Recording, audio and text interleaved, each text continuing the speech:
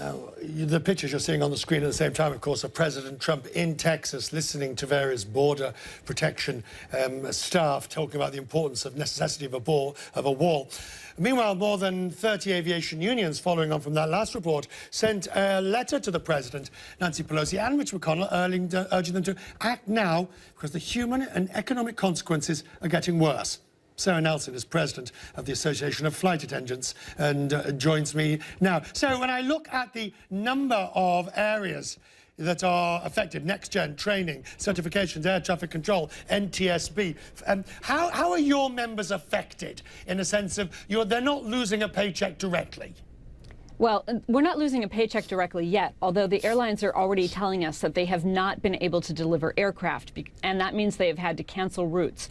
So at a certain point, that does become about our jobs as well, and losing pay as well, and facing furlough as well. But I'll tell you something, Richard. The reason that the airlines are flying today is because the frontline employees made sacrifices in all of those bankruptcies.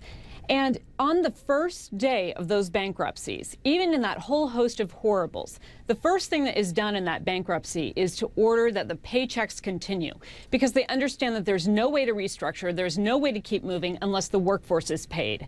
This is outrageous, and people are going to have to make decisions for their families, and what that's going to do is it is going to stretch the ability for these essential employees to do the work. These essential employees, don't forget, are also not being supported by the other people who are not considered essential employees. And I'll tell you something, after 9/11, my profession changed forever.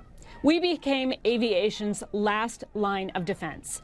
And we count on every single layer of aviation security. That is not in place today. We are less secure and less safe today, and our members are going to work today under those conditions, and the traveling public is flying with us under those conditions. Safety and security is non-negotiable. They need to get the government open and then continue this debate. The president, you know the arguments, backwards, upside down, inside out. There's no point in me rehearsing them. At the fundamental end of the day, this is a political difference in which your members and the air traffic controller you just said, frankly, I'm flying tomorrow night to London, and the last thing I want to do is think about some overtired, worried air traffic controller who's flying, who's managing it, stressed because he didn't get, or she didn't get paid. Yeah, that is exactly right. We need these people focused on their primary safety and security functions. We don't need them worrying about the safety and security of their own families and how they're going to provide for them. This is outrageous. Take the workers out of the debate. The fact that we are being held hostage and put in the middle of this is just unacceptable. But isn't that I mean, you're a union, you're a negotiator. If you look at the way these two are negotiating, Donald Trump on the one side, Nancy Pelosi and Chuck Schumer on the other, they're negotiating for the big prize as they see it. Don't you see that?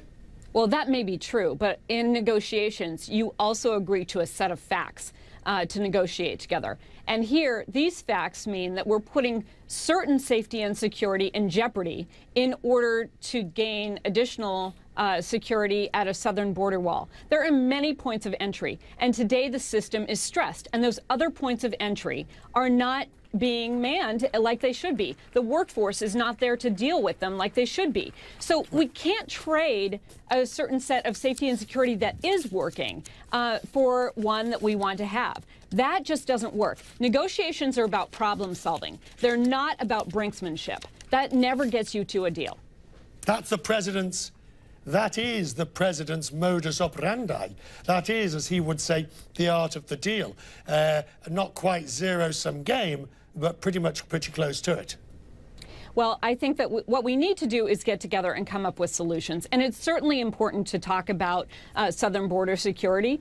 We would agree with that as well. And we think that there needs to be some good solutions there. But you don't hold hostage the safety and security of the rest of the country in order to get it done. That doesn't make any sense. The very heart of this debate is about our security, and we should not be weakening the rest of our security in this process. Sara, it's always good to see you. Thank you for taking the time and to come and talk to us. Thank you. Thank you, Richard.